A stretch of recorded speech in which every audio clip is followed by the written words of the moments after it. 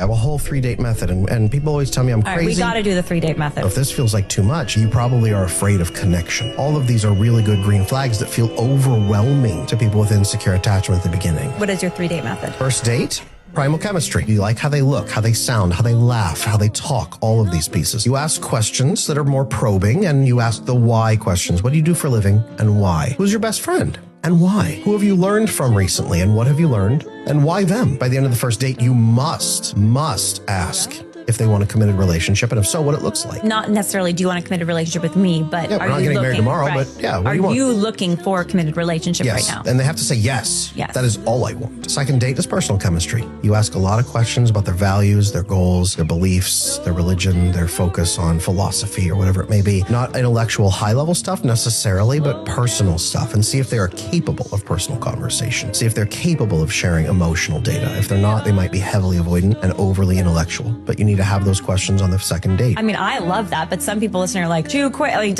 let's just get to know each other and see if the vibe is good. Yeah, that's what the Bible says. Yeah, get to know each other and do the vibe. That's what it says. For 8 years, truth shall set you free. So I say tell the truth as fast as possible. But the harsher truths come on date number 3. Third date, attachment chemistry. Let's talk about the real things that are actually a problem. Here's a challenge I'm working on resolving right now in myself, and here's what I'm doing about it, and here's how it could affect reveal personal vulnerability. And challenge them to reveal as well. We all know there's landmines in dating. We all know there's red flags. What are they? Turn your red flags into green flags by being clear that you know them, you're honest about them, you're working on them, and actually working on them, and challenge the other person to do the same. If they can't be honest, get out. If they're just collapsing into it, get out. If they promise they're going to do something about it later, get out. And then you have these 3 dates of rock hard data that you can keep coming back to for the next 6 months if they deviate from it. You told me that, but you're doing this. What's going on? And you keep asking questions forever. That's how you start compatibility testing and filtering, because now you hold them to their word. And a good person doesn't have no breaches. A good person says, you're right, that is off. Thank you. I'm going to correct that. And then they do. That's how you start really compatibility testing the first 6 months. And then I have a whole year protocol, a marriage protocol. But that's what you do right there as you begin 3-date testing by being really honest completely